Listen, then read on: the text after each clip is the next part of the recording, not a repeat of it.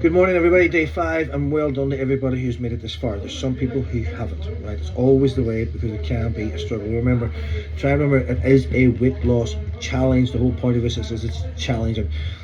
The rewards from it are fantastic. You're doing a month's worth of weight loss in 5 days, but it's obviously going to be challenging. Right? Now, some things I want to talk about this morning is, if you struggled with this, and I mean really struggled, I mean the point where you went hypoglycemic a couple of times. Now, hypoglycemia means that your blood sugar levels are just ran too low. Now, what I want you to think about is the difference between someone who's going proper hypo than someone who's just feeling a bit tired. Remember, we talked about the dehydration.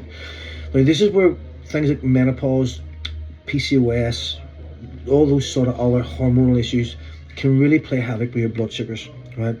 Also, and I've said this before in previous videos, for some ladies, the time of the month in which you do your fasting can also be just as detrimental, just as challenging. For example, if you're in the last probably 14 days of your cycle and progesterone is very high, progesterone does not like you to be fasting. Progesterone needs carbs, it needs sugar, and your blood sugar levels will go all over the place. This is why you, near the end of your cycle, you get sugar cravings. They're real, right? It's real because your blood sugars, it's not just a mental thing. Your body really does need that. So, and I've had this discussion with a few women before, making sure that you do your fast at the right time of the month will make it harder or easier. It doesn't mean that you can't do it. It just means some women will struggle because of where the progesterone goes. All right, but we'll talk about that. If you need any help, send me a message and we'll talk about that. But for now, I want you to focus on things like menopause, for example, because menopause isn't going to be a monthly cycle, it's going to be there, right? So what we need to think about here is, if you're going hypoglycemic, now what is hypoglycemia? There's hyperglycemia, which blood sugars are too high, and hypoglycemia, where blood sugars go too low. Now, what we're trying to do here when we're fasting is we're trying to bring insulin down for as long as possible. Remember, insulin is a storage hormone. Okay, so your pancreas's job was a couple of jobs. The main job of your pancreas is to regulate blood sugars. So whenever we eat food, specifically carbohydrates, some proteins will do this as well, especially whey protein, but say specifically carbohydrates, we eat the carbohydrates, goes in the stomach, and we break it down into glucose. So we break the sugar down into glucose. This is where a lot of misconception about people talking about sugary foods and not high sugar, low sugar, fat, or whatever, right? Like carbohydrates, like bread's a slow release sugar, chocolate's a quick release sugar. The only difference is the rate in which the stomach breaks it down. But when the glucose molecule goes into your blood, it's exactly the same. It makes no difference. The only difference is something like bread, because there's fiber and stuff in bread, you digest it slower, therefore the glucose goes into the bloodstream at a slower rate. If you eat something like chocolate, it's broken down quicker, therefore the sugar goes in at a slightly quicker rate than the bread. But at the end of the day, the end molecular process of the glucose getting into the bloodstream is exactly the same. It just means how quick it goes in. All right, does that make sense? Now, again, if you listen to this, we'll talk about exactly why that can be detrimental to some people. So, we break down the glucose is in the bloodstream. Depending on the rate of digestion, the blood glucose is going to go pretty high, or just gradually come up or go up quick. But for example, if you eat 10 grams of sugar and it's stuck in bread, or 10 grams of chocolate and it's stuck in chocolate, it's still going to be 10 grams of sugar. It's just the rate in which it hits that peak. Does that make sense? So bread will peak up a wee bit slower because of the digestibility. Chocolate will hit the 10, but it'll go up a wee bit quicker because it's the digestibility. Does that make sense?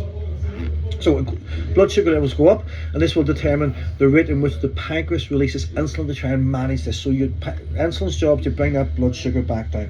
So imagine this. Imagine you have a stable blood glucose level. So the American numbers are different from the UK numbers. So UK numbers, you want your blood glucose to be about between 3 and 4. America, it's between 80 and 110, right, milligrams of sugar per deciliter, kind of stuff. I like to use the American numbers because there's a greater range, so it's easier to think about what we're doing. So think about your blood sugar. This means the amount of sugar that's in your blood, right, between 80 and 110. All right, that's your sweet spot. That's where you get nice sustainable energy. You're not hyper, you're not hypo. Blood sugars are nice. You're not getting tired. You're not going lethargic. You're just sitting here. Ideally, when we fast, we want to train the body to stay here. Right now, I eat some sugar.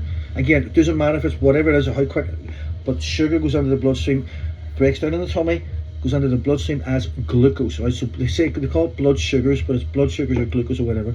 So sugar or blood glucose starts to elevate because I've now eaten food and I've put in sugar or glucose into the blood, because that's where it's going to get transported to all the cells. That blood sugar comes up. Now insulin, then the pancreas goes, oh, there's sugar here, I need to release some insulin. So insulin can come, I can go to all the cells and say, right, there's sugar, there's glucose in the blood here, I need you to open up all your wee doors, put all that sugar in, so that I can bring the blood sugar levels back down to baseline. So your pancreas's job is to keep your blood sugars here, right? Insulin's job is to keep your blood sugars here. That's why we release insulin, so the cells can absorb all that sugar and bring your blood levels back down to baseline. So insulin is a storage hormone. It tells the cells, it comes and tells the cells, can you store this energy for me so I can bring my person's blood sugar levels back down to baseline between 80 and 110 milligrams per deciliter. Does that make sense? Right, so when we're fasting, we're not eating any food, so blood sugars aren't elevated. Now, when your blood sugars levels are here, we're obviously using some of that. So after a while, it starts to dip below that 80. Oh, we're going hypo. So again, when it goes above the 110, you're going to do hyperglycemia. Glycemia is glucose, all right? Hyperglycemia. So insulin comes to prevent you from staying hyperglycemic, because you will die. Bring blood sugar levels back to normal. Blood sugar levels start to go down slightly because we're using the energy in the bloodstream and we haven't added any in from food, so it starts to go down. So you're going hypoglycemic. So the pancreas goes, oh shit, blood sugar levels are low. It says to the alpha cells, so it's the beta cells in the pancreas that release the insulin. Alpha cells release a hormone called glucagon, right? Now I've always remembered glucagon because glucose is gone, glucagon. Does that make sense? That then goes to the liver and says to the liver, I need you to get me some stored energy. So insulin stores the energy, glucagon releases stored energy, right? So it's all about energy balance. So the liver then will go and say, right, okay, I need to break down some fat. I'll take those fatty molecule, a triglyceride. We'll not get too technical with it, but it will basically convert the fat back into glucose. Remember, but originally our first glucose came from eating food, eating carbohydrates, right? This blood glucose is coming from our fat reserves. So we break down fat and turn into glucose anyway. So this is why I'm saying, for someone who doesn't, if you go on a keto diet, oh, where am I going to get my carbs or my glucose from, or the glycogen? You're going to get it from mobilizing fat anyway. You mightn't get it at an accelerated rate, but you'll get it. So glucagon says, can you release some stored energy for me? Right, and it does this with a process called gluconeogenesis. All right, think about it. Gluco meaning glucose, neo meaning new, and genesis means it makes something from something else. Gluconeogenesis. So the process of gluconeogenesis, it will do this. Now, when we get on the deep fast or calorie deprivation, it will also do this from muscle tissue. So this is why we need to preserve muscle. This is why the protein is so important, because gluconeogenesis can happen in muscle tissue. It just means it's, but the body's creating sugar from something that's stored. Muscle is also stored energy. We don't want to use that, but it is, because protein has calories. Anyway, so gluconeogenesis. So that goes to the liver and says, produce me something that brings this back up to baseline. So glucagon and insulin. Insulin comes to bring your blood sugar levels down. Glucagon comes to bring your blood sugar levels back up, all with the objective of keeping it baseline. All right. Now, what happens if there is a thing called insulin resistance? So you've put sugar into the bloodstream, insulin has come and it's gone to the cells and says, can you open up and let this come in, please? But the cells don't hear the signal of the insulin. All right, again, we'll not get into technicalities of what's going on there with GLUT4, blah blah blah, but anyway, the cell is now resistant to the signal of insulin and it won't let it in. Right, now two things is going to happen, a couple of things are going to happen, but the main problem here is, now that all that blood sugar's floating around, okay, the body will then go, shit, this is too high, I need to store this somewhere else, because I'm obviously going to fucking die if I go hypoglycemic. The body will then produce more hormonal responses, LPL, lipoprotein lipase, things like that, cortisol, and it'll say, right, you know what, store that as fat for me. You're going to have to store that in the fat cells, because the other cells aren't coming out. We'll turn it to adipose tissue, fat, bang, stick that in there. Right? But mostly, visceral fat, which is fat that accumulates around the organs, right? Stick that on there for me because I need to bring this person's blood sugar levels down. But what happens then from an energy point of view, you haven't stored that energy within the cell. You're starting to get tired. You're starting to run out of energy. You think about, I've just eaten food. Why am I so freaking tired? Right? You know what I'll do? I'll go and eat more food to give me some more energy, and this goes on and on and on and on. Meanwhile, while the insulin is pumping, the body's pumping more and more insulin, more and more insulin, more and more insulin to try and get those cells to open up. All that insulin then drops, bang. All your blood sugar levels crash. You end up going hypoglycemic, right? Because there's just no energy in the system. It's all stored as fat. And the cells just don't uptake that glucose. Does that make sense? That's insulin resistance. Now, so if you're someone who this happens to quite a lot, you've done your fasting, you've been past 1 o'clock, and all of a sudden it's just like, I'm boom. I don't mean the tiredness, I don't mean the dehydration, I don't mean Stephen telling you, oh, get over it, you're not going to fucking die. I mean, you think you're going to fucking die. I mean, you've gone hypo. Fasting's not for you, not at this time. What you need to do is you need to do the calorie restrictive diet and bring back insulin sensitivity, resistance training to make sure that we're burning up that visceral fat and using the glucose. Because what I need you to think about here, and this is why resistance training is so important for any of the symptoms that we ever talk about. So the cell won't uptake energy because it won't hear insulin, right? So insulin comes, send the signal, listen, I've got all this sugar in my blood here, I need you to store this for me so I can bring my person's blood sugar levels back down to normal so that they don't die of hyperglycemia, right? The cell's going, I can't even hear insulin come up there. Now what usually happens is that there's a wee boy inside the cell called GLUT4. GLUT4 hears the doorbell ringing, insulin knocks on the doorbell, excuse me, can you open up because I've got lots of sugar out here, I want you to take some of this energy in. GLUT4 goes, happy days, I could be doing with some energy, goes up, attaches it to the cell wall, allows the glucose to come in, and then GLUT4 goes back into his wee house and happy days. But the GLUT4 boy can't hear the doorbell because the doorbell's been covered in things like fat and stuff like that, but it's also been burnt out because insulin's just hitting it all the bloody time because we're not used to that. The cell's not made for that. It's not made to be bombarded with insulin all the time, every day, multiple times a day, every day, so it burns out.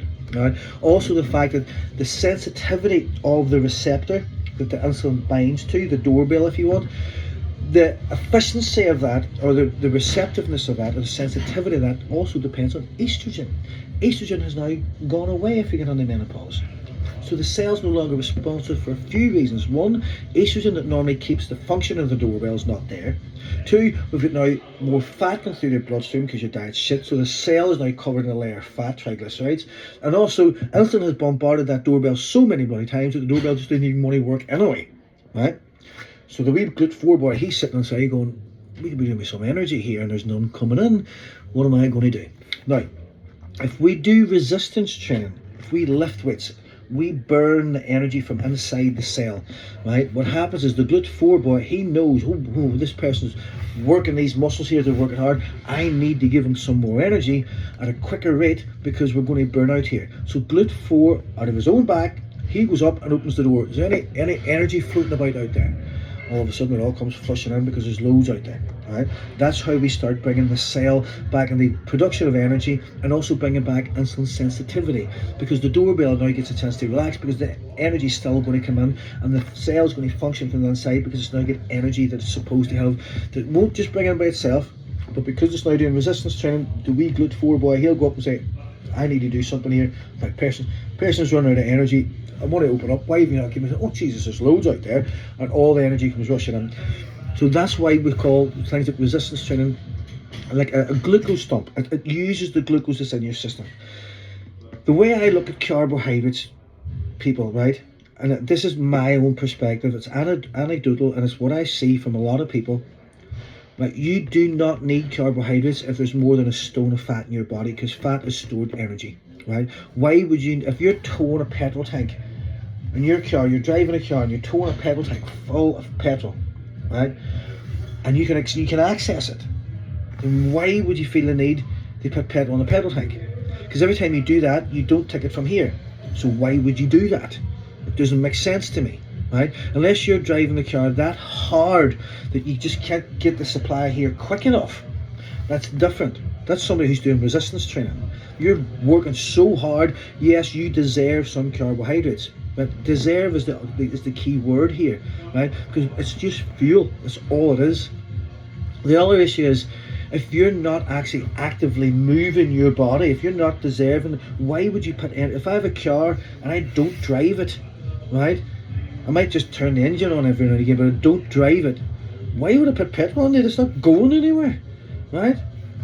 It's not. I'm not driving it. I'm not expending the energy. So why would I add energy if I'm not expending the energy? Because that means I've just added more surplus energy, which means I'm just filling up that reserve tank even more. Does that make sense?